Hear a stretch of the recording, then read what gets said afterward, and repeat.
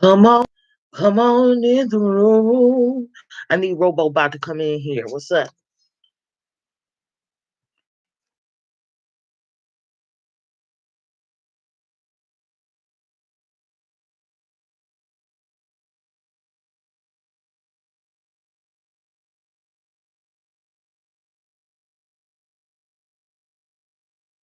Say, come on in the room.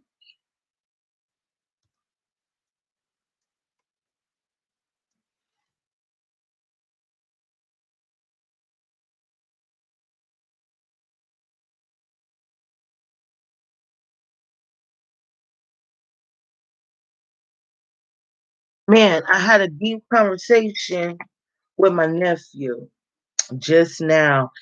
And what I thought was so wonderful is that how your positive decisions can have a good influence on somebody that you love.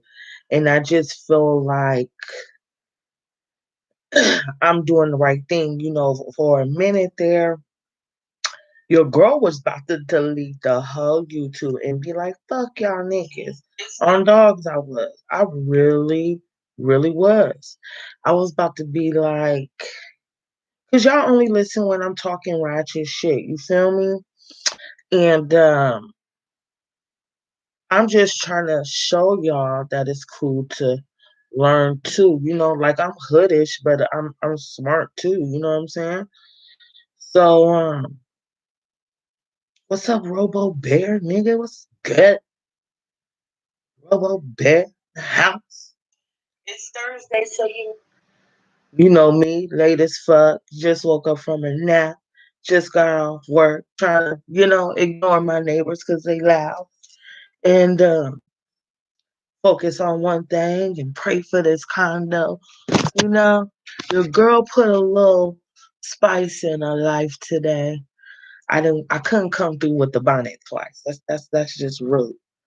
Okay, we can't come through with the bonnet twice. I mean, it could be straight, it could be bummy. So the people I look up to can't go for that. They ain't gonna go for that. So did I post it twice on? Oh no, okay, okay. So yeah, yeah, here I am. Another day, no dollars. Yet, um, where do I like to go live at though?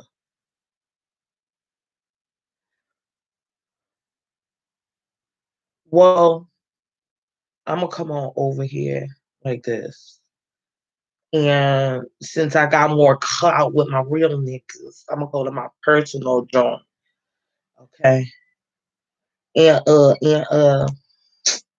I can never like I come on this bitch every day and can never remember how to work this mother Instagram. If they let me go this time. Okay. Dang. I gotta be so hard. But listen, like I had this little conversation. Like my little sugar pop is smart, okay? So he want to do YouTube tube, and he's really smart and really fun, like the rest of us. We're a studious clan, okay? And I just thought it was great. So I was telling him, until you get all the equipment, just study, and don't be a copycat, but create your own lane and you're gonna be good to go. You know what I'm saying? And he was like, maybe you should make a compilation. I was like, well, TT does educational things. I'm not about to be playing no games, which I don't play no video games. So yeah. So on the check-in, let me tell y'all, my stupid ass ate the pizza. Yes, I did. And it was so good going down. Oh my God. I didn't have no little effects or nothing. Like digestion wise, but I do feel a little crummy in the throat. So I think it's creating mucus. And I was like, oh my God, I'm totally experimenting on myself. So I'm going to have to do the ill cleanse. And the temperature drop, I done fucked myself up, y'all. So your girl is going to have to eat nothing now. So anyway, That's that there. That's why I sound like that. Plus, I talk all day at work, and I can't kick these cigarettes for some reason. Anyway, I eat healthy. That's all you get. So again, we on chapter 4. We're reading the medical apartheid. Robo Bear on deck, front and center. Okay, ready to go. No, never want to catch at me. No money though, but he always there. Robo Bear. I'm gonna make an emoji for him. Robo head ass, mark ass, AI head ass. So anyway, we're gonna talk about the surgical theater today with Miss Harriet Washington. Her big ass words.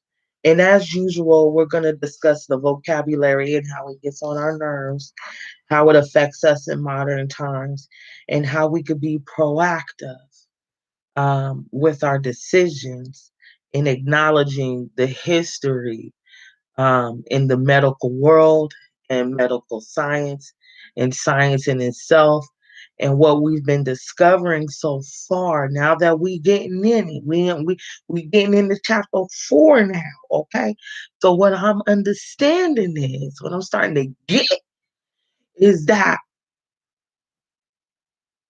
they really don't like us like that. They don't fuck with us. Okay, they don't fuck with you. They don't fuck with me. Okay. Um, what was I watching just now while I was falling asleep? The review to Basketball Wives, because I've been looking for something ratchet that I might want to, review since y'all only pay attention when I'm talking about ratchetry. So I was like, Housewives, let me watch a review and see. Well, guess what, y'all? What they brought, amongst other things, front and center with Evelyn Lozada about her racist comments and her being putting the monkey emoji next to OG's, in the little tweet that she had. And what's so interesting is how we learn about Atta Banga, Sarah Bartman,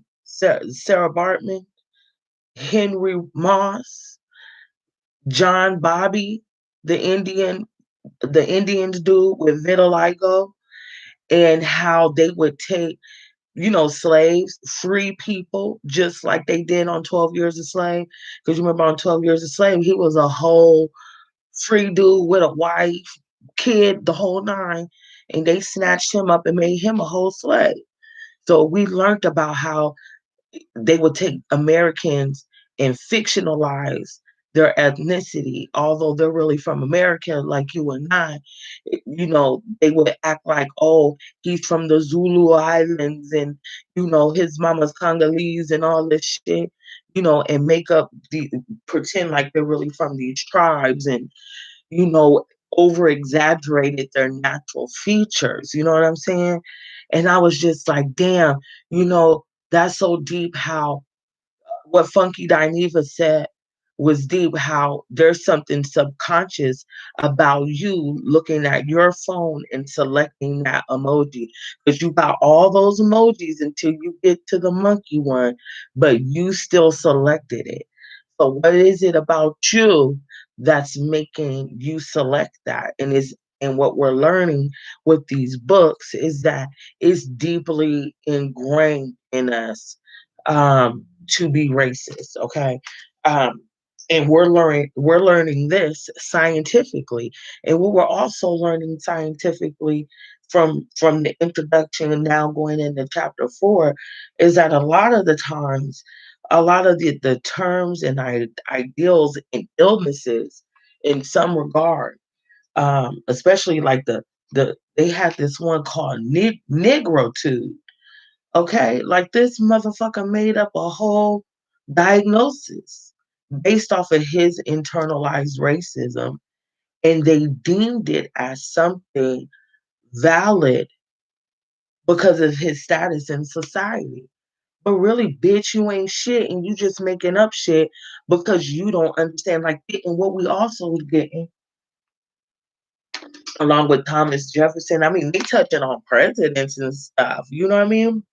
Old girl Heather, the old lady, they were saying that she was 161 years old, and she was really like 80 something when they did the autopsy. And there was some guy, I think his name was Barnum or something, but he was just a lying motherfucker, lying to publication, lying to New York Times. Like these media outlets have been around also from what I'm learning. I mean, right now we're still talking about colonial times. Okay? We're still in the years in the we went from the 18, we're just now touching 1907, 1908. Okay? So, and that's not that long ago. I mean, when you really think about it, it's not that long ago. And I don't know. It's just so deep. And I feel like, I don't know, the way that I feel a connection with God is about learning about facts. You know what I'm saying? That's how I feel like I get closer to God. That's just me. I don't feel like I gotta go to church or nothing like that. I do feel like I gotta worship and do good things and all that.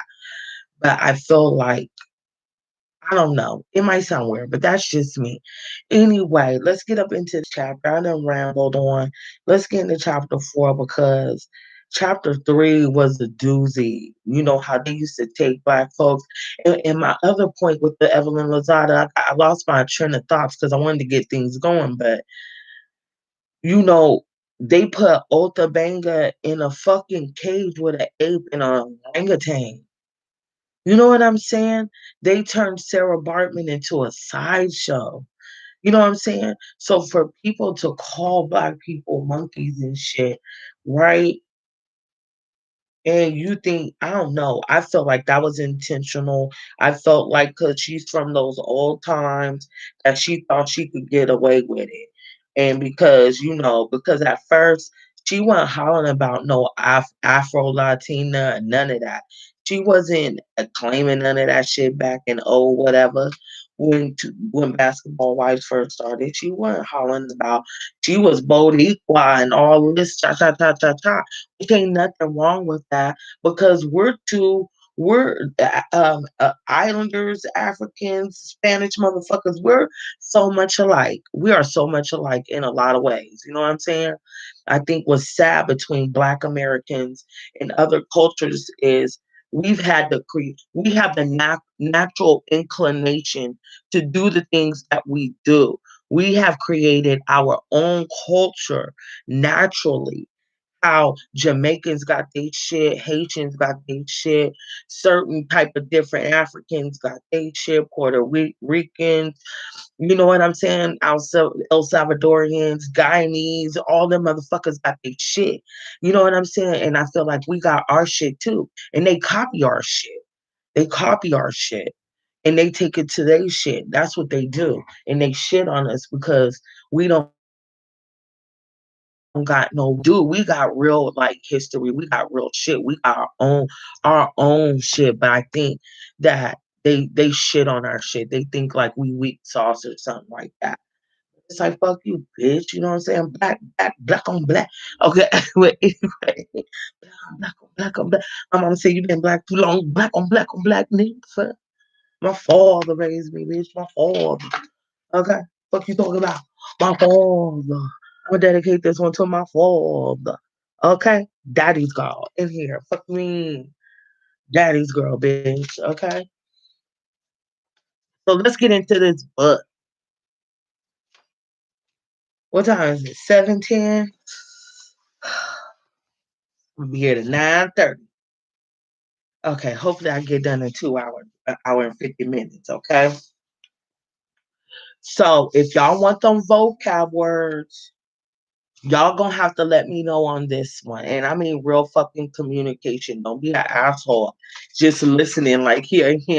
No, I'm gonna need you to let me know if you really need those vocab words and I'll drop them off in there for you, okay?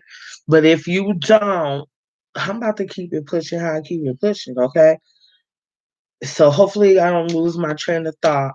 Let's get into chapter 4, the surgical theater, bitch. This black bodies in the antebellum clinic. Hold on. Did I write that down from yesterday? Tales from the Hood in the Judas movie. Antebellum is on my Hulu. That's gonna be, I think, on our timeline too. Now I'll do that before I review basketball. Okay, y'all. I just had to write that down as because we doing a movie Saturday. And we doing that new joint on HBO Max. My movie nights are always after midnight. And you could watch the link in the description box. Okay, you can go to the previous video and watch the trailer, or you can wait till the streaming ends and click on the link and watch the trailer. I'm gonna do it like I did American Skin. I'm gonna let it play in the background and review it blow by blow. I like that flow a lot better. Instead of trying to show y'all shit, I'm gonna just describe it because this copyright shit, it's a wrap. It's a wrap. Okay, the surgical theater. Need some water because I know that circuit shit was the way it was yesterday. Then I know the surgical theater because they already used the expositionist type surgeries as some entertainment forms of entertainment. Such free persons of color as many may not be able to pay for medical advice should call at the hospital. The object of the faculty is to collect as many interesting cases as possible for the benefit and instruction of their pupils. Oh, boom, I'm stopping right there. When you go to the hospital and they be trying to have them people, now this is from November 16, 1837. That shit still happens today. Today. You know what I'm saying? Kick them bitches out your motherfucking room. Period. And that's what I do. Bitch, I'm not no motherfucking study case, bitch. Because I used to say that and it used to burn me up and until I read something or watched something about in relation to the medical apartheid. And I and even before I learned about it, now it gave me more power to start kicking them students out. Bitch, did you hear what the fuck I said, bitch? I want the bitch that completed school, not the bitch still in class, bitch. No, no, ma'am. No. You don't get to practice, bitch. So anyway, and you got every right to do that. And if they got a problem, then tell them you want to see the patient advocate. Get the patient advocate and be like, excuse me, I'm feeling very uncomfortable and I feel like my safety, you know, and you know what? And then if you still don't like it, you get the fuck up out of there. Damn, I think I got an ear infection. Goddamn cheese. Okay, anyway, Sam, a 42-year-old laborer. Damn, I think I do. Sam, a 42-year-old laborer on a plantation in rural Alabama, had become exhausted by pain and fear. For years, an incessant racking pain in his jaw had kept him distracted days and awake nights, miserable and dejected. When his owner learned of Sam's pain around 1838, he decided that Sam must have syphilis and applied a homemade concoction whose only effect was to produce a painful boil on Sam's gums. Now Sam also found it difficult to eat. Bitch, so they just and you know what we learned too in the other part? They would bleed them and cut them and do all this ill shit, poison them to death. It sound like chemotherapy and shit instead of finding, I don't know. Okay, so the only effect was to produce a painful boil on Sam's gums. Now also found it difficult to eat. He should have been a strong, productive worker in his prime of his earning power. but Sam was finding it harder and harder to work, even in the face of cajoling and threats. By 1845, he had become worthless in the fields, and in desperation, his owners summoned a physician who determined Sam was suffering not from syphilis, but from os- osteosarcoma, a cancer of his lower jawbone. The doctor turned to a surgical colleague, Dr. Marion J. Sims, who declared that Sam's owner that only an operation carried hope of a cure. But Sam vehemently and repeatedly refused, protesting that hurt too bad. It would hurt too bad. Today, refusing to undergo an operation for a treatable cancer is a tragic mistake because surgery is the most curative mode of therapy for cancer. Today, anesthetics, antiseptics, and antibiotics banish or at least mitigate the twin nightmares of surgical pain and infection. However, Sam's cancer predated the common use of effective anesthesia and of sterile technique. Purgatorial pain was certain, and a fatal infection all too likely. What's more, the disfiguring surgery might have been futile. All right, y'all. Y'all on the gram, y'all gotta come to the YouTube because I need my phone. I'll see you in a minute. Peace. How do you end this? I never know. Out of Instagram with they meddling asses. They can read all y'all text messages.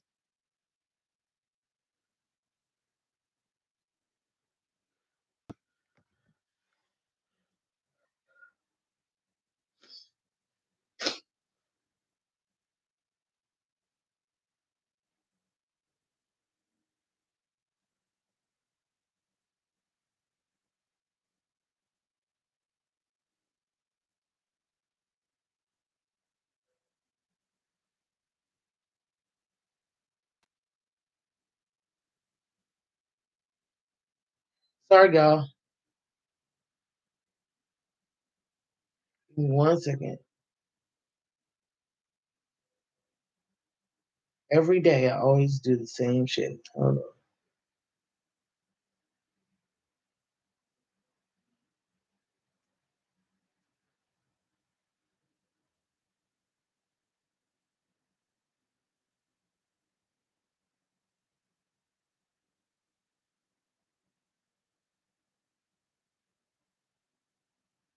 Okay. Now we're good. Now, or what's his name? Damn. Sam, right? Sam, man. Sam got the jawbone pain. He got cancer in the jaw.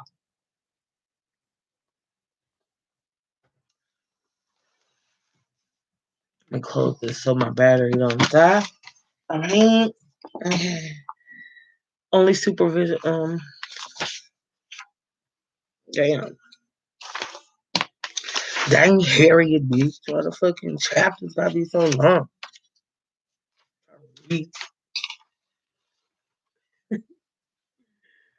Why the chapters so long? Okay. Oh, that ain't that long. Okay, that's chapter 6. I wasn't ready. I wasn't. Damn, where is chapter 5? I'm just saying. Holla, holla. They like 20 something pages. So it should be by here. And we should be ready. I'm breathing hard, y'all, because I'm swollen. I got you. Damn. Is chapter 4 that short? Oh, I just found it. Book oh. Restless dead. Bitch, I shouldn't have cheated. But I did. I'm sorry. Chapter 4 kind of short, though, compared to these other ones. Okay, yeah.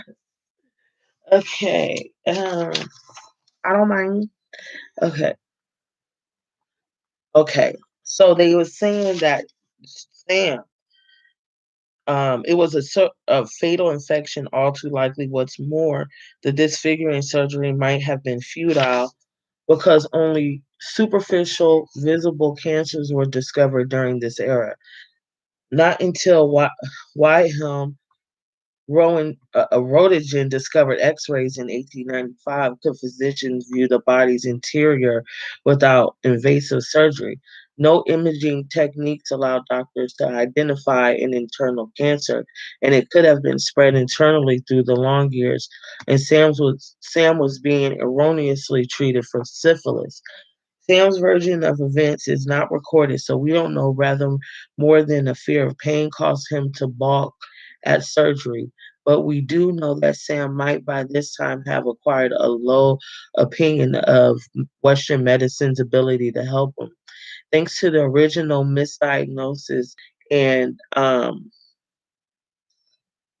how do you yatros, iatrogenic injury, if Sam had gotten wind of Sim's dismissal, okay, if Sam had gotten wind of Sim's dismal surgical statistics, his famed fondness for forced experimentation on captive patients, or of his penchant for taking shoemaker's tools to black infant skulls, Sam's opinion of Sim's skill would have sunk low indeed.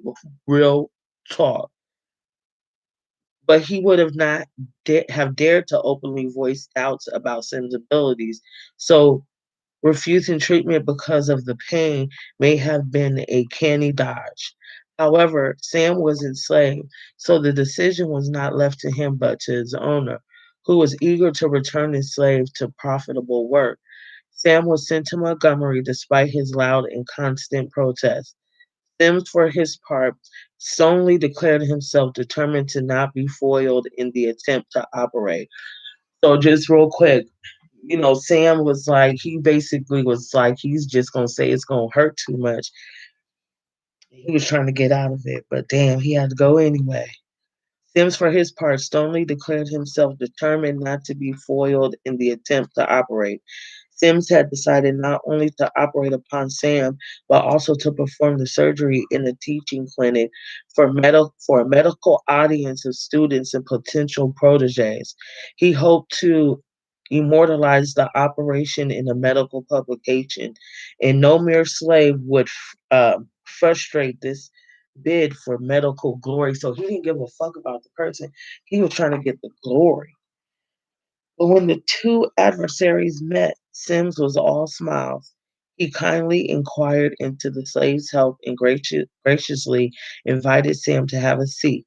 The barber's chair into which Sam had been welcomed had been um, um, surre- surreptitiously fitted with wooden planks.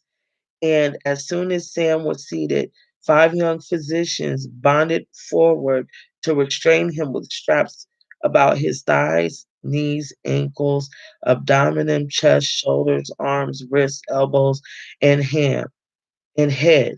Sam, Sims noted, appeared to be very much alarmed. Oh, while he was being immobilized, 10 medical students and 15 interested others filed in to watch as Sims operated for 40 minutes to remove a large section of Sam's lower jawbone. Sans anesthesia. Sans anesthesia. When finished, the surgeon, what the fuck? Operated for 40 minutes to remove a large section of Sam's lower jawbone. Sans anesthesia. Why the fuck am I reading that wrong?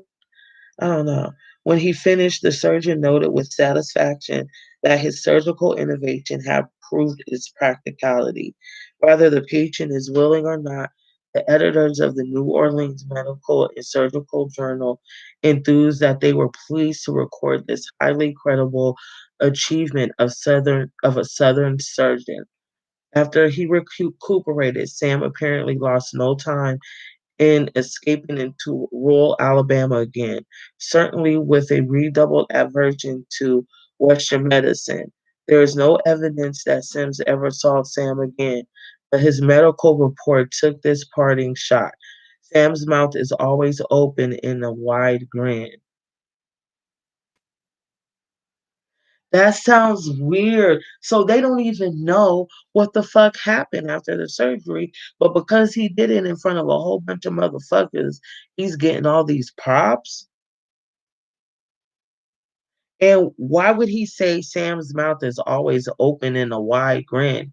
So is his shit stuck like this now? Because that's the only thing that I could think of. If you taking a section off of somebody's jaw, then and you sewing that bitch back up, you know what I'm saying? Then his mouth is always gonna be open with a wide grin. That's what that means right there. That's sick. Staging disease, treatment under the microscope. Mm-mm.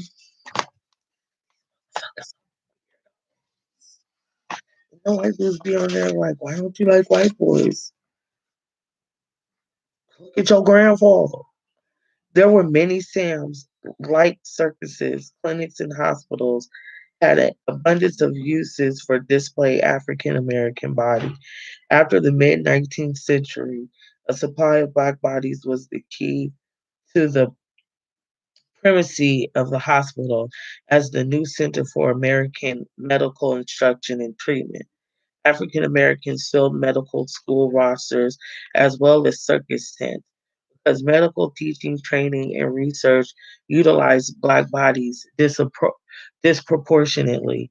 And in some Southern venues, they were used exclusively. During the 1830s, Dr. T. Stillman ran serial advertisements in the Charleston Mercury for his infirmary, in which he principally treated skin diseases. On October 12th, 1838, see, we still in the 1800s, we still in the 18. He made a fascinating addendum. Wanted 50 Negroes. Any person having sick Negroes considered incurable by their respective physicians and wishing to dispose of them. Emphasis added, wishing to dispose of them. The highest cash prize will be paid upon application as above.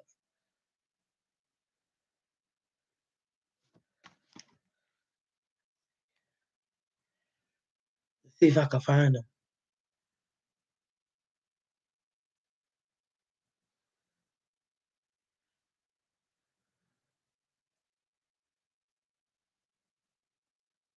Maybe my book is right. Maybe I should make a compilation of the highlights of the things that we learned during the lives.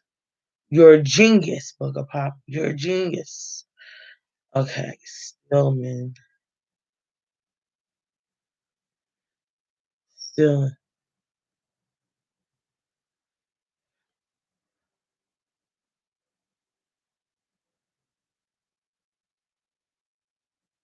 I'm gonna try to find his ad.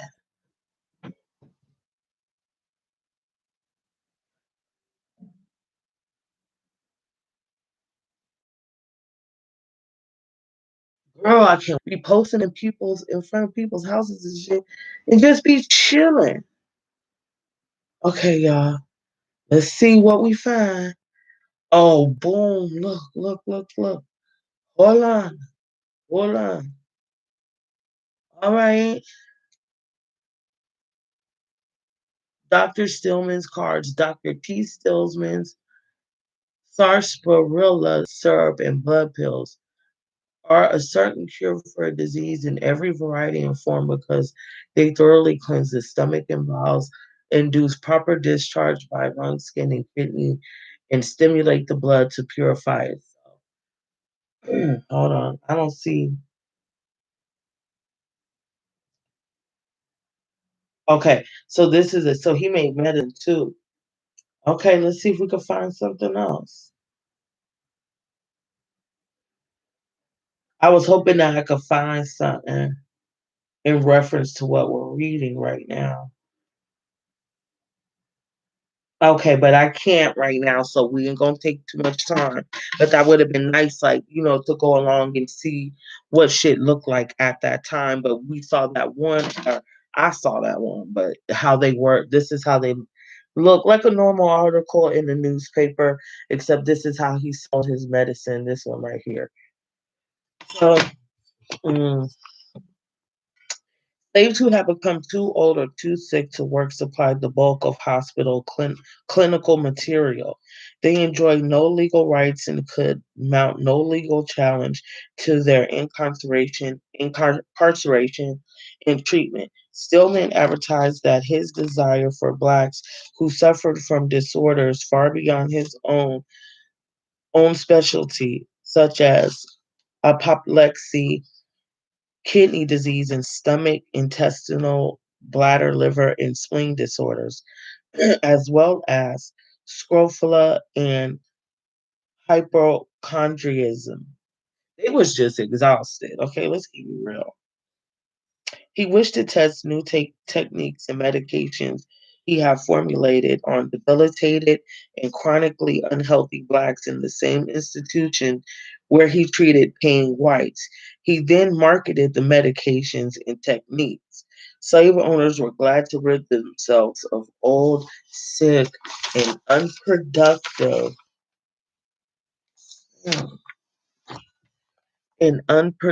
slaves. It was a sage bargain on the slave owner's part because the hospital took over all or most of the cost of feeding, housing, and treating the unproductive slave.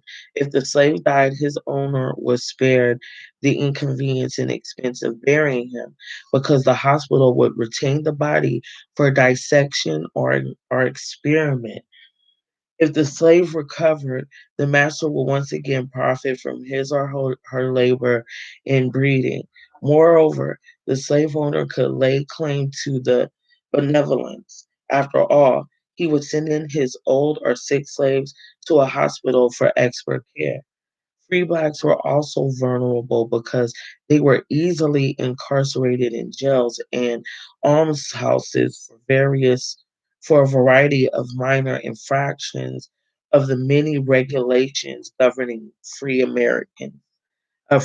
African Americans. I want to know what that is. Almshouses? What the fuck is that? Alms. A house built originally by a charitable person or organization for poor people to live in. Oh, like the poorhouse? The poorhouse. Okay.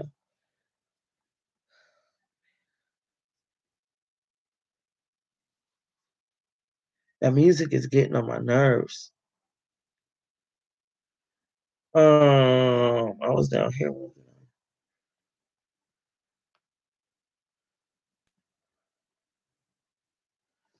That shit was getting on my nerves, Mike. Turn that shit up. Take your ass in the house.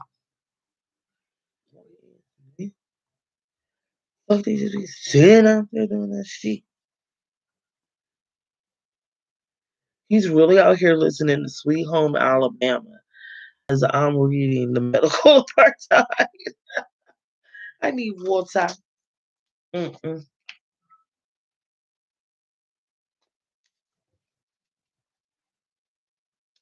Why were blacks um, the chief decisions of teaching hospital wards? The hospital movement finally crossed the Atlantic from Europe.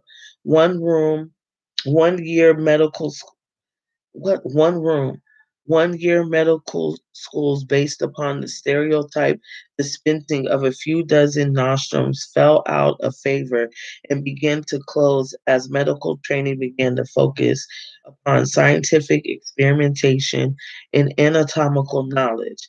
The new spirit of clinical inquiry questioned heroic but ineffectual treatments such as bleeding, purging, and cupping, causing them to quickly lose their cachet. Medical students were now expected to undergo training during several years, not months. You think? Excuse me, on the clinical floors of the hospitals. Diseases such as yellow fever, smallpox, malaria, and tuberculosis still flared into epidemics with regularity, and the dominant class of property owning whites still relied upon private physicians to care for them and their families. However, they increasingly expected those physicians to have the professional benefit of hands on clinical experience. However, acquiring such experience presented a challenge because hospitals were about as a popular destination as homeless shelters are today.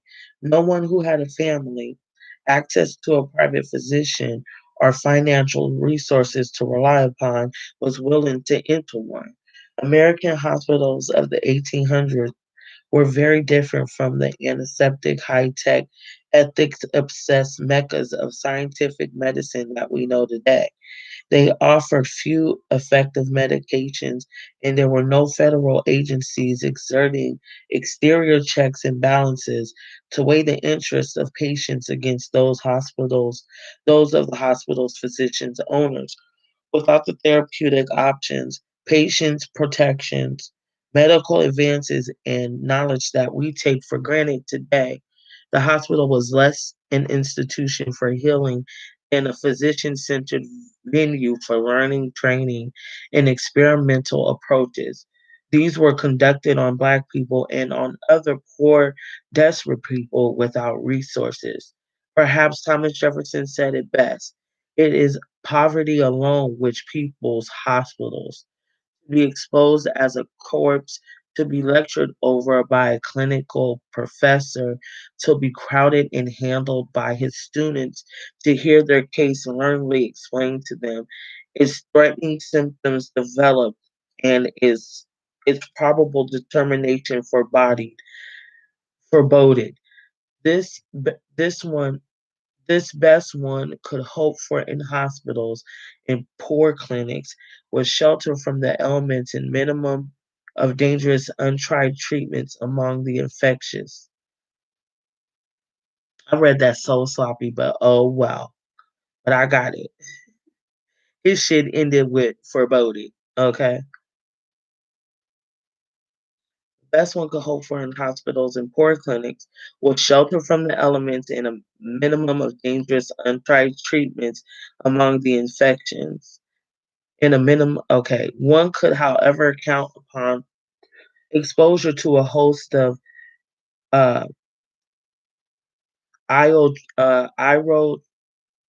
iatrogenic conditions upon being regularly displayed to students and faculty.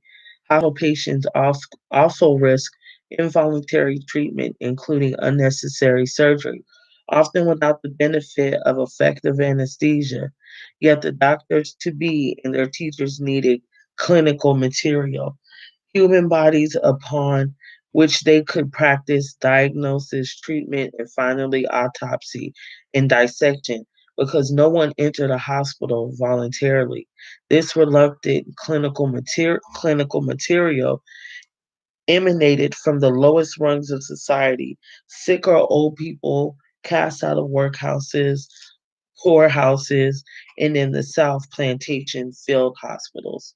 Clinic patients were not asked for their consent, and any physician who hesitated to operate on protesting slaves found he was legally bound to follow the wishes of not what the slave, but what the owner wanted. In the South, African Americans were reluctant patients, but they outnumbered poor whites in hospitals. When the city of Richmond, Virginia contemplated expending public funds to build a new poorhouse, the professors owners of Medical College of Virginia proposed a mutually beneficial alternative. Sorry. They would take all the sick and infirm paupers, poor people, into their infirmary and in exchange pay the city the funds it needed for a workhouse. In the 1848 fa- in 1848, the faculty also proposed establishing a hospital solely for blacks, thereby, ensuring a supply of patients for clinical instruction. Although free blacks knew enough to give, enough to give hospitals a wide berth when they would come in, or to give hospitals a wide berth when they would come in. Even in the North, hospitals expected blacks to submit to research as payment for having them treated in charity wards. Yet no amount of money could buy a black patient a bed in the private ward where well to do whites received care.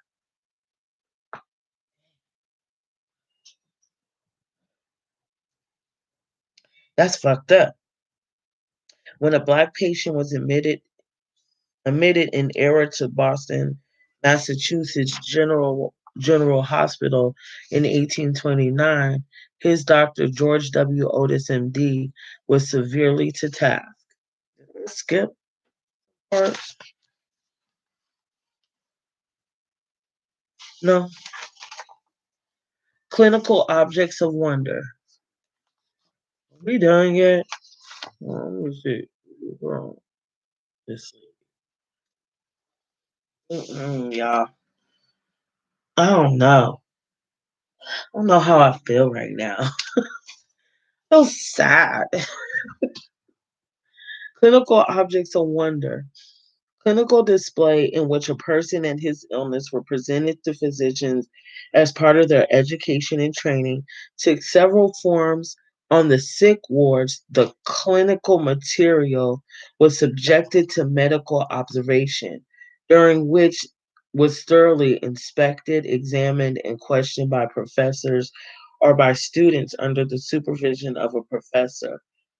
Many questions, some of them quite pointed and intimate, probe the patient's condition, lifestyle, and habits.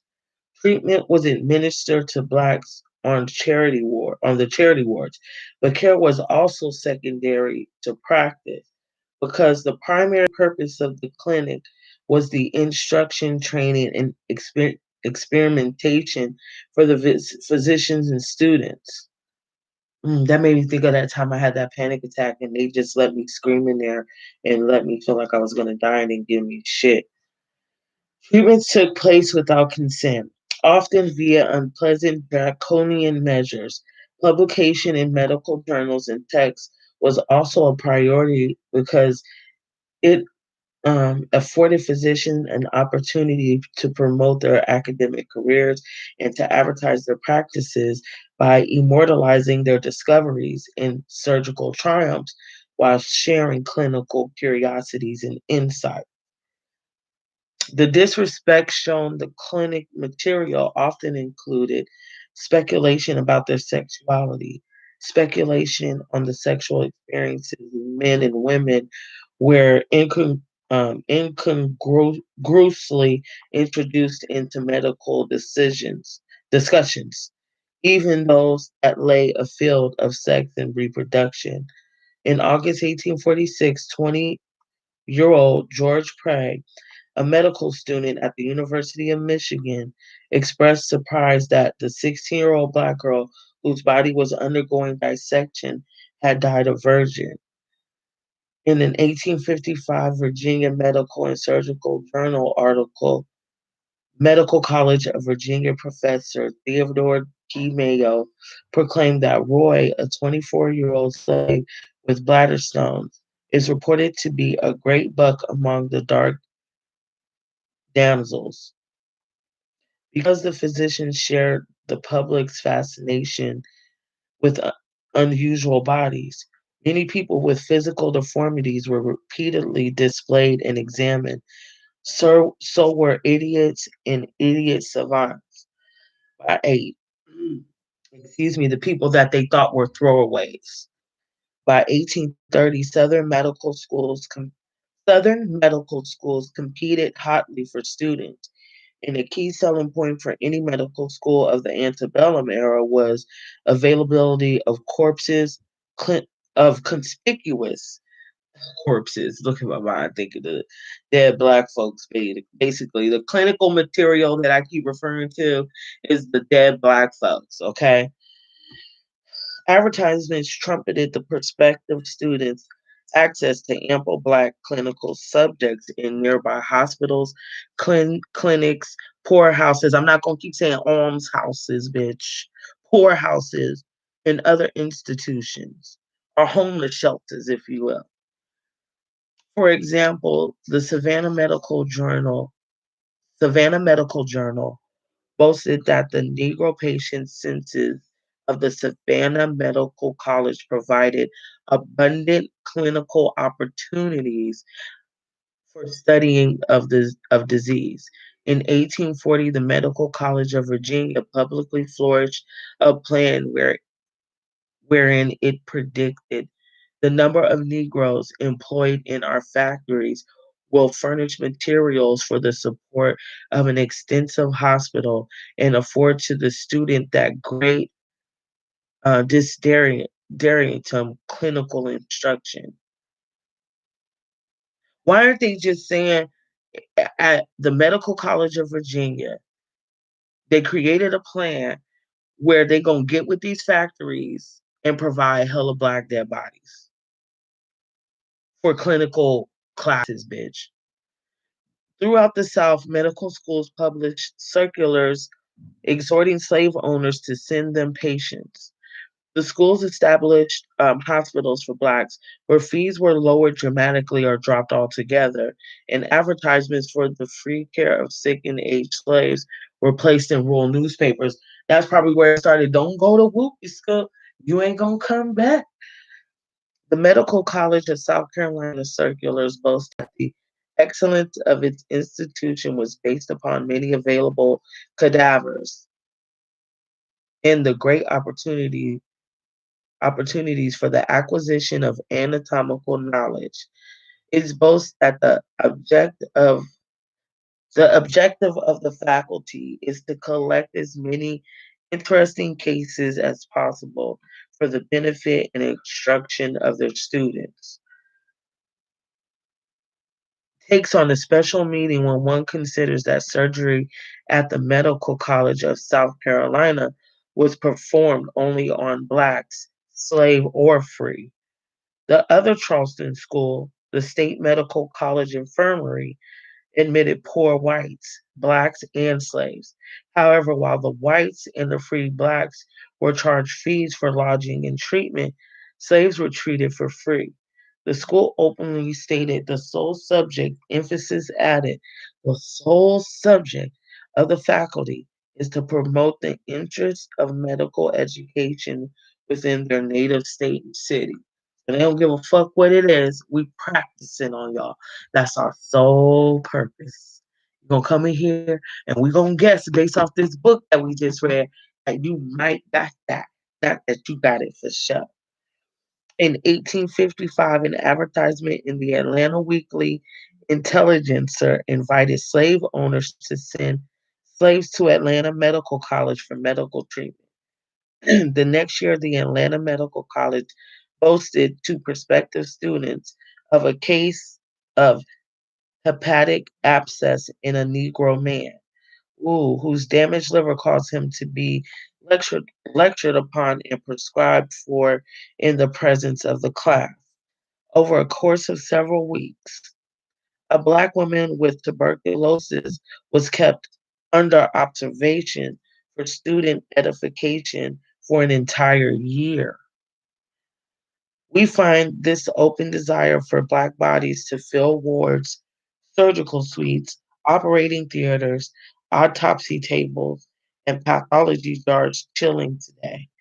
However, it is simply reflected the social realities of slaveholding in the South. What's more, this is dang, I can see all the words I highlighted, but you can barely see it now. What's more, this need persists in a subtle form today. In the words of one physician, medical schools consider it a selling point when they say they have plenty of low income patients for students and residents to see. And that's exactly what the fuck I was talking about. If you got that Obamacare, you getting practice on, right?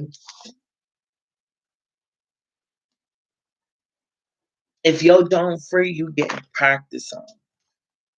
That's it.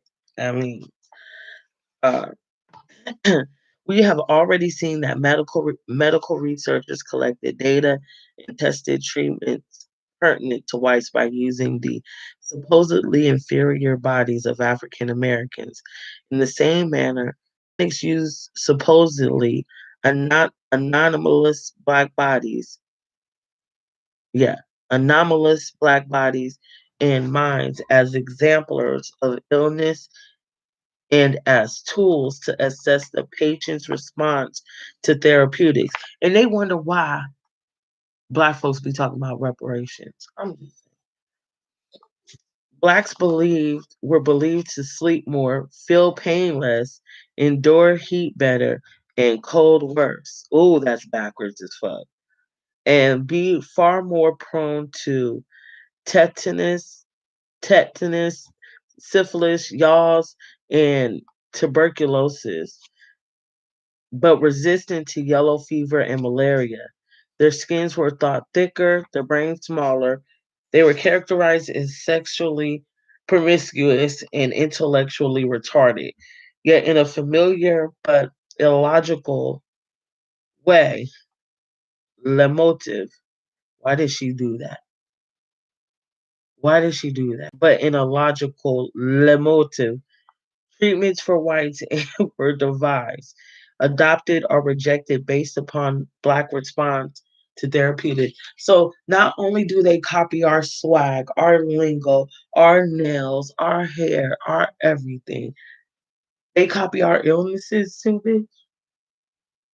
That's oh man. Okay.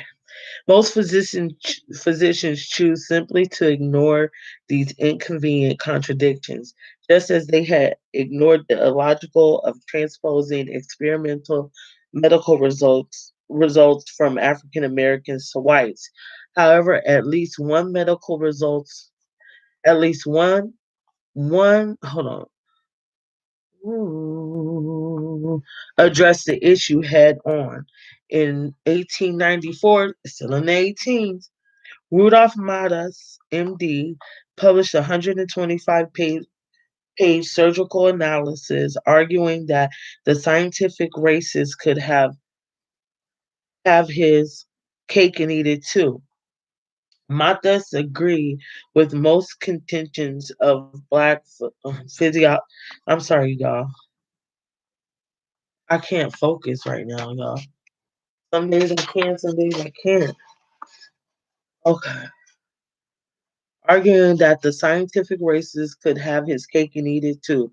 Mathis agreed with most contentions of black physiologic pathology, but he presented a shotgun marriage of his argument for rampant racial physiologic differences to a dogmatic claim that these differences would make no practical difference to the surgeon who wanted to assess procedures. He offered only opinion and little objective evidence to buttress his claims. So his work is less convincing, but at least he acknowledged the fallacy. Mathis addressed only surgical techniques, leaving medical doctors to resolve their own scientific discrepancies. In 1850, the Richmond Daily Dispatch wondered, among them blacks, there prevails a superstition that when they enter the medical college infirmary, they never come out alive, although nowhere are they better treated. End quote. Events, however, reinforced Black fears and outrage, which was sometimes shared by the white medical community. For example, an outraged owner solicited the opinion of an editor of the Richmond, Virginia medical journals who agreed that therapeutically unjustified surgical procedures were being performed wantonly upon moribund slaves, patients in hospitals, and even upon relatively well ones, merely to allow doctors opportunities to practice or teach techniques. One such incident involved a slave whose master sent him to the medical school clinic for treatment of a stubborn leg ulcer. The surgeon decided to amputate the leg. Surrounding students, although no clinical indications existed for this extreme procedure. The slave complained that his leg was cut off just to let the students see the operation and to bring the doctor as well as the medical college into notice. Damn. Hey girl, what's up? The journal editor investigated and then agreed censoring the surgeon as a heartless monster. However, neither the name of the surgeon nor the name of the medical school was revealed in the journal. The outraged editor even failed to sign his name. Damn. When George physician, they would have put his name in there so we could find it. When Georgia physician W.H. Roberts similarly decided to amputate the leg of a 15-year-old slave girl without making any other attempts to treat the relatively minor injury, the surgeon told his students flatly that the decision to amputate should be weighed differently according to the person's race and class. Amputation, quote, should be very differently estimated in the different classes of society, end quote. He explained that although an extreme remedy is a such remedy is a horrid deformity, you think you bitch, that should be the last resort for a rich man. Amputating the limb of a slave was a matter of comparatively little importance. Students should hesitate much less to remove a limb if he be slave than if he be a free man, and especially a white man. End quote.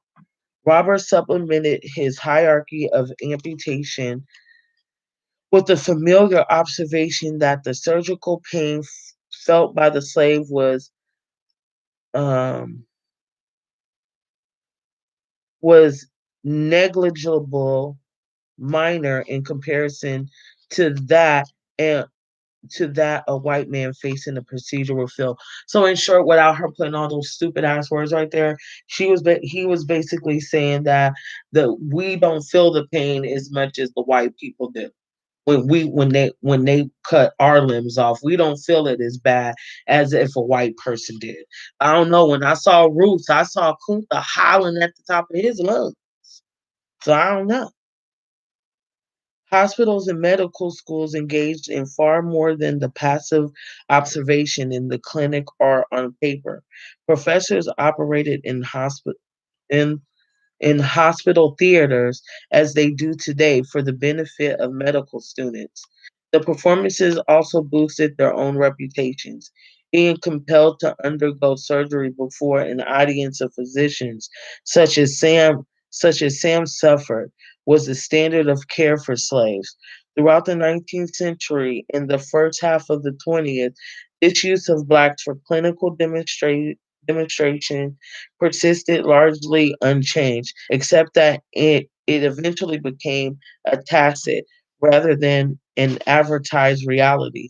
Because of the widespread use of blacks as teaching material, new physicians left their medical school training with a deeply ingrained habit of looking upon blacks as demonstration material and experimental subjects. That in the, to the clinic publication to the oh my god to the clinic period pause bitch. Publication was important to a physician's career in the 1800s and the 1900s as it is today, and the pages of medical journals were profitable places to display African American bodies. Then, as now, glory followed the ability to. I'm sorry, I need some.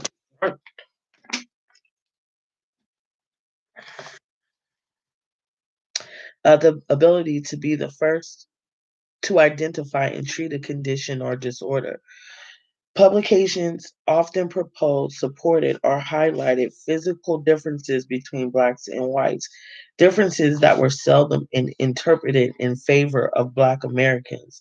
In that age, no journalists, curious family members, or activist patients had access to medical journals.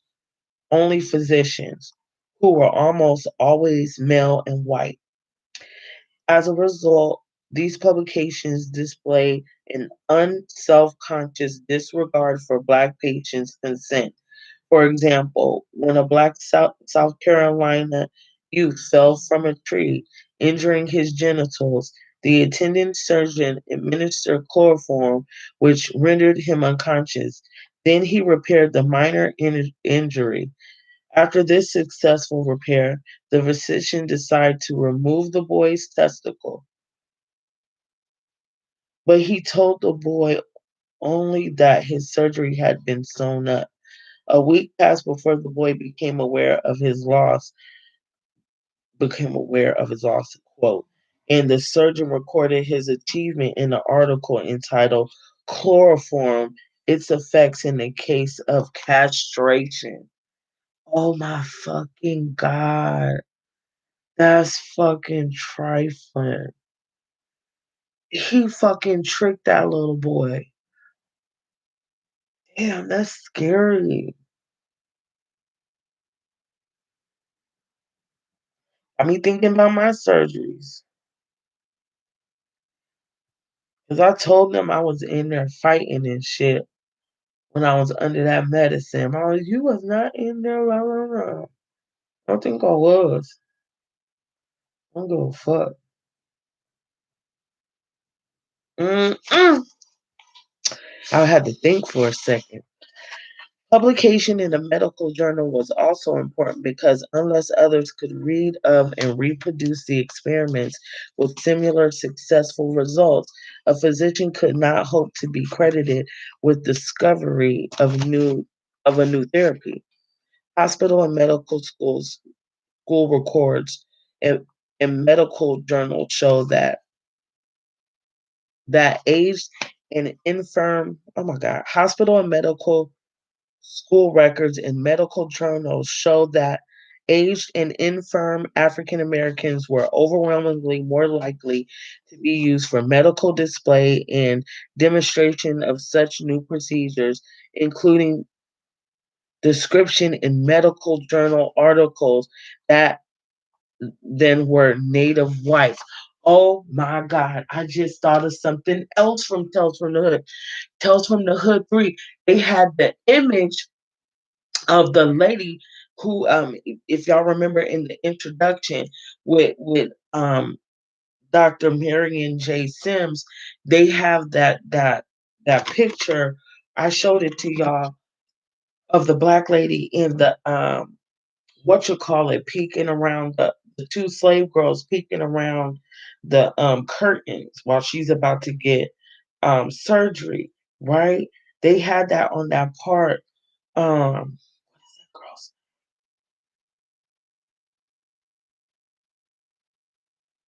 I'm just typing in painting. Okay. On Tales from the Hood 3, they got this image here, y'all. Okay. This image of Dr. Marion Sims. But on the movie, it just shows the girl right here. I forgot her name. Wasn't it Betty or something like that? They just got her. It was none of the men in the movie, right? Man, he must have had read the medical apartheid or something. But they have that image of that same positioning, identical, but it's like the shadow. It's a shadow of that, and it flashes, and it's of this guy who's a robber, and the person he robbed, he killed. He killed the grandmother, and he didn't know that the granddaughter was a witch and she cursed that nigga for the next person that he harmed to walk in their shoes.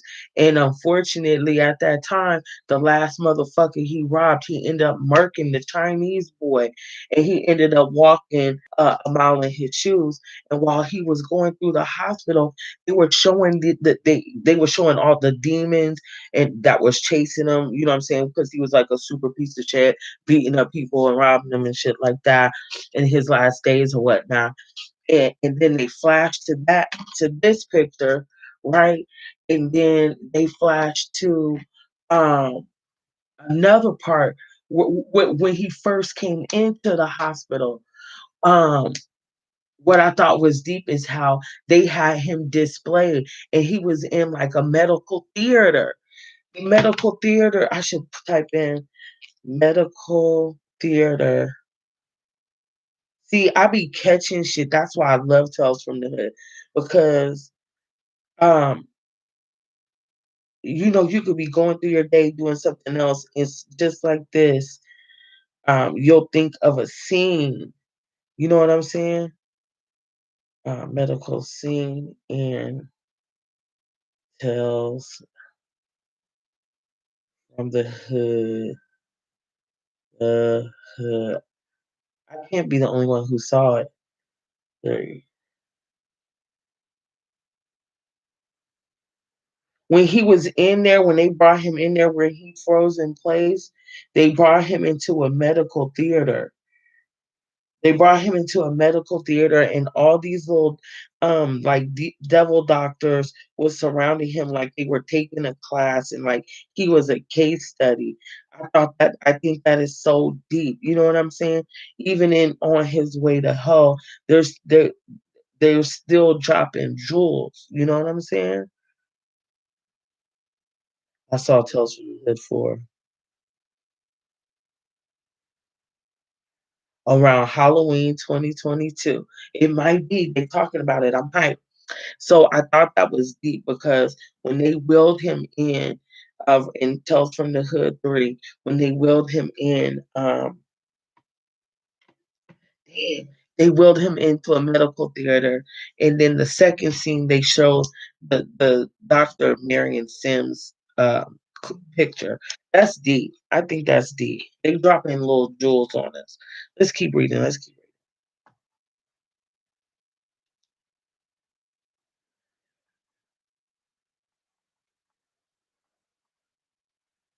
Okay, I left that part. Okay. Historian Todd Savitt inventoried Richmond medical journals that describe procedures upon 198 patients between 1851 and 1860 and found that by the most conservative estimate, blacks constituted 48.7%.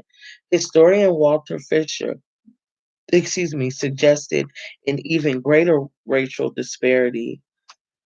Of the 17 cases discussed in Richmond Medical Society meetings during 1853 and 1854, 10 were black. Thanks to the strong prejudice against medical excuse me, thanks to the strong prejudice against medical display of the organs and bodies of whites, only the organs of blacks were displayed.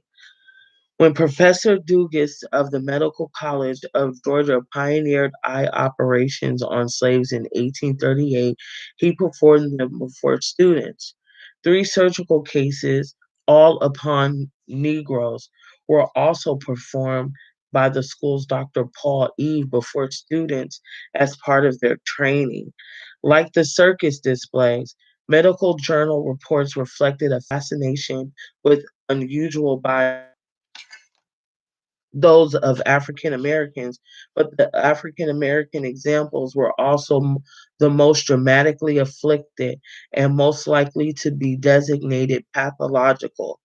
6 of 11 accounts of unusual body types in Virginia medical journals describe blacks whose deformities included uh, her hermaphrodism,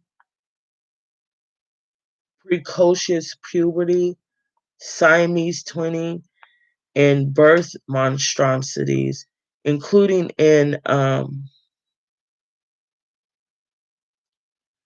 deformed fetus that was preserved and displayed for 40 years. Oh my God. The white reports dwelled upon less fantastic, less freakish anomalies, including hydrocephalus, cephalus, con, congenital heart displacement, and quadruplets. No white Siamese twins or hermaphrodites were ever recorded in these journals. These pattern This pattern is evident on a national level as well. During one period, 5 of every 9 medical journal reports of unusual bodies featured blacks, including another hermaphrodite and another 40-year-old deformed fetus. Degrading medical reports that reproduce patients' bodies, faces, and even their names that speculated upon sexuality were reserved for blacks. A white patient might sue. A black patient had no legal standing. When an 1849 medical journal article reported on a black woman who gave birth to twins, one black and one pale, the physician speculated that the biracial twinning was a result of sexual congress on successive days with a white man and a black one. This sort of speculation would never have been offered about a white woman. Men were by no means spared sexual ridicule. Many curious physicians repeatedly examined Ned, a hermaphrodite, over the course of several years, and one doctor's medical journal reported contained this message: whether his amorous advances to the dusky maidens around him has ever resulted in any practical display of virility is unknown. It is fair to conclude that no seminal discharge has ever or will take place. I'm sorry.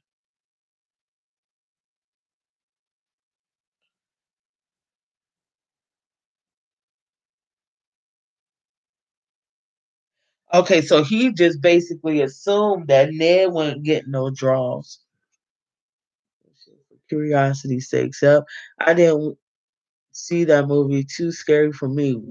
Yeah, no, that Tales from the Hood is not scary. None of them are scary. Okay, those little puppets was, but I didn't understand the story. When you understand the story, it's not scary. Those theaters were like bleachers in high schools, I think. Something like that, but like surrounded by glass. Okay, so how does that help white people?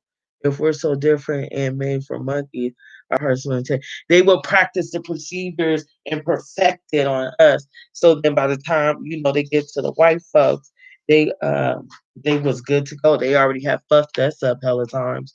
So now they can go to somebody else and get it done and get it right. Some displays encourage the belief of widespread facial dwarfism, I guess. Hold on. Hold Dimorphism. When a Black American exhibited an unusual condition, physicians often took a leap of faith and rationalized the condition, assigning it to all Blacks or only to Blacks. Damn.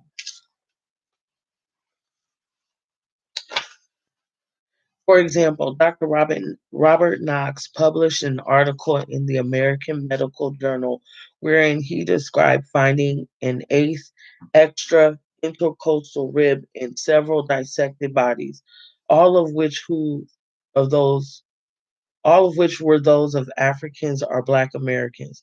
He conjectured, uh, oh my God, he conjectured that this anomaly was peculiar to Blacks. Many such articles served double duty as poor slavery propaganda because they interpreted these conditions or anomalies as evidence of racial inferiority. Similarly, anthropologist Ernst Haeckel asserted as late as 1906 that blacks retained a hand and foot morphology that was closer to that of the apes than that of white men. It goes one of them fucked up ass quotes. There are wild types of men who can oppose the first or large toe to the other four, just as if it were a thumb. They can therefore use their grasping foot like the so called hinder hand. The Negro in whom the big toe is especially strong and freely movable when climbing seizes hold of branches and trees with it, just like the four-handed apes. Such false assumptions were fueled by difficulty of making internal observations of living persons. Scientists assume that the skeleton nervous system of African Americans were quite different from those of whites, but proving this was a challenge. Because they had no internal imaging techniques, such empirical evidence for putative differences was ascertainable only through autopsy. The consistent display of Black patients as mere disease exemplars also blended physicians' compassion. The result of exploiting the clinic material was a of damping of sensitivity and altruism toward Black patients, and this became an important but unacknowledged part of physicians' training. One powerful illustration of this process was found in the touching November 1846 memoirs of the newly minted Dr. Craig. He recounted how during his first anatomical dissection, he had felt an overwhelming sympathy for the fate of the young girl under his scalpel. Today, our subject, a poor Negro girl, was brought up, poor, despised, and disregarded African, degraded and despised in life. You are to be made a spectacle and subject of ridicule and obscene jest even in death. Damn, even in death. Yet, under professional pressure, he immediately launched into a detailed public surgical dissection of the girl's labia. Oh my God.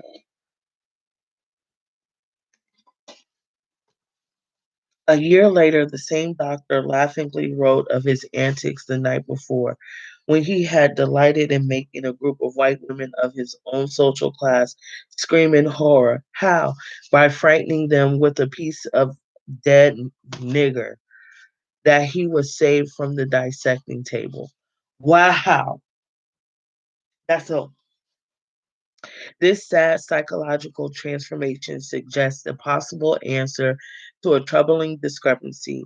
Most people enter medicine because they want to help others, and it is reasonable to believe that some, if not most, white physicians did intend to care for not just to study or display their black patients.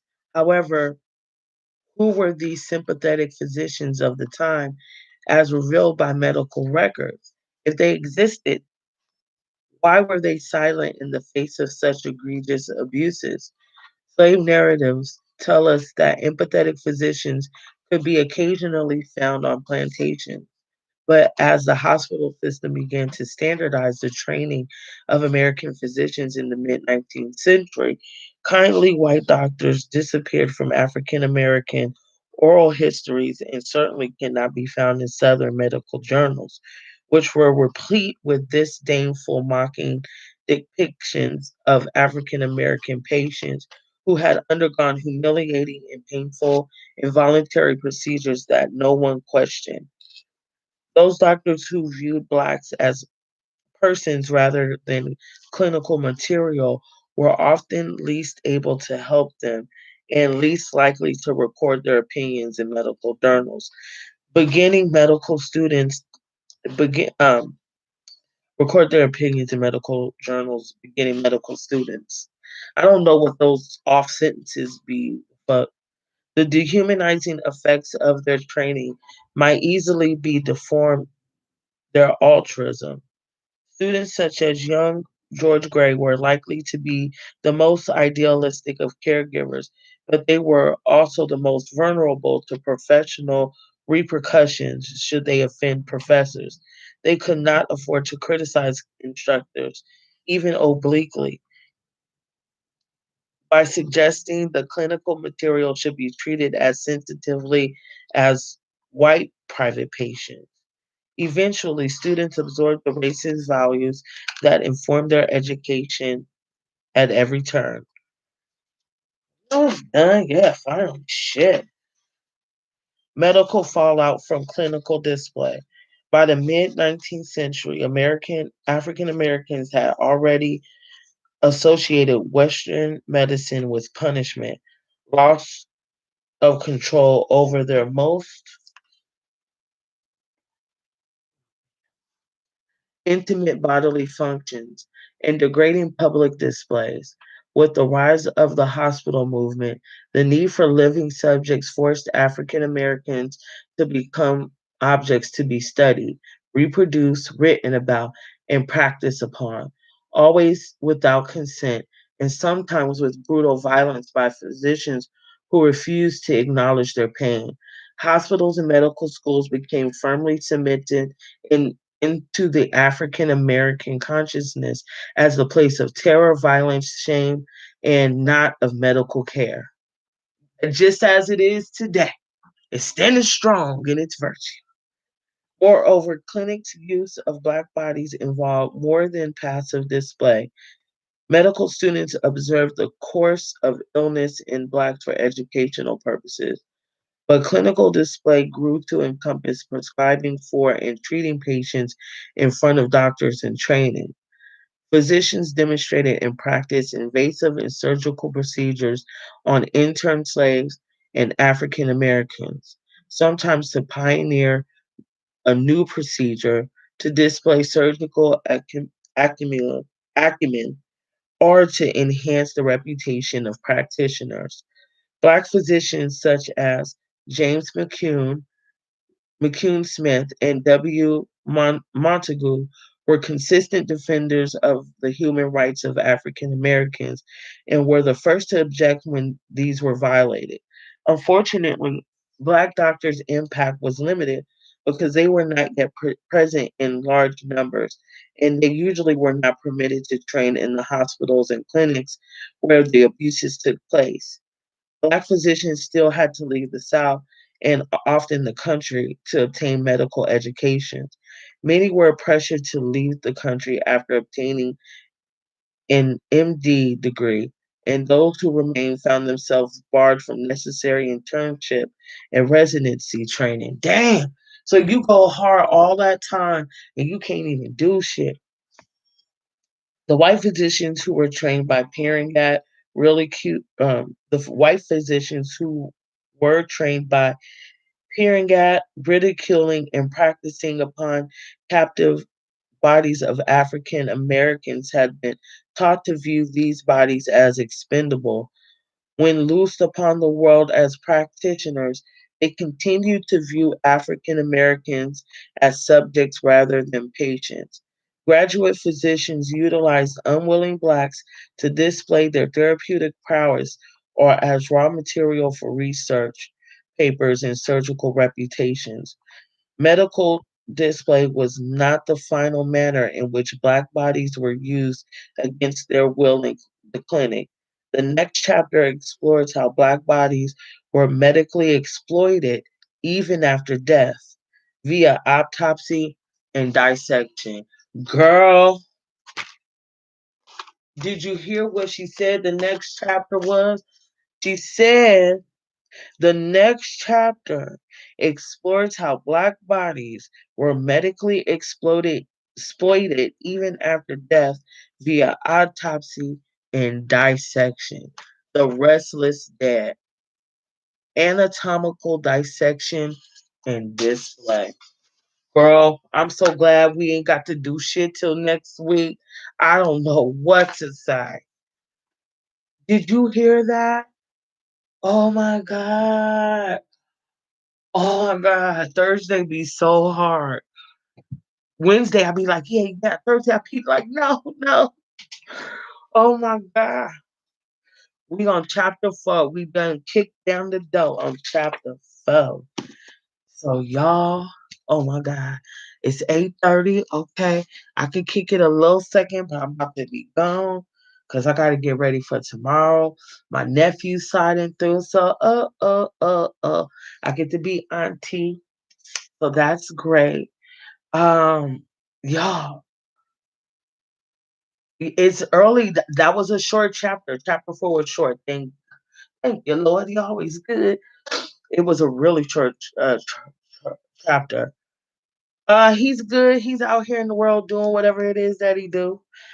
But yes, I cannot believe that.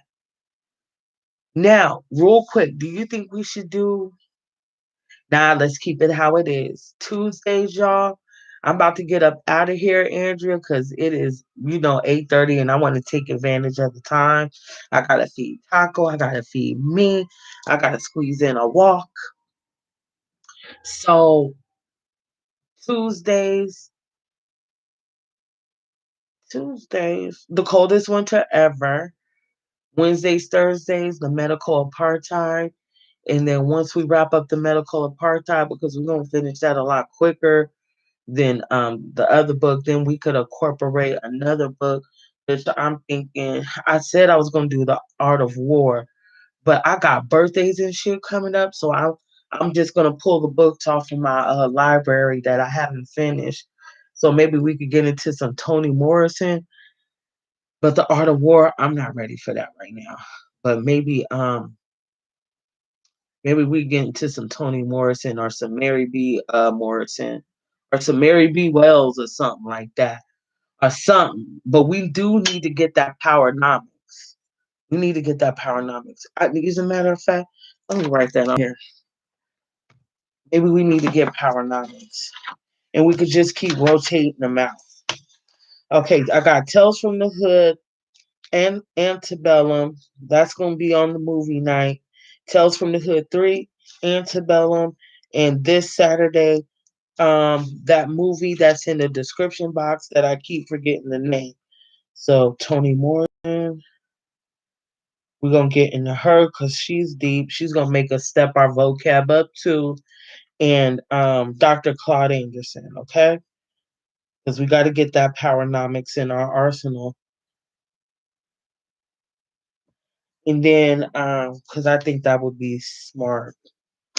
All right, y'all. Well, I'm out this mug. It was a short chapter. It was good. And I'll see you next week.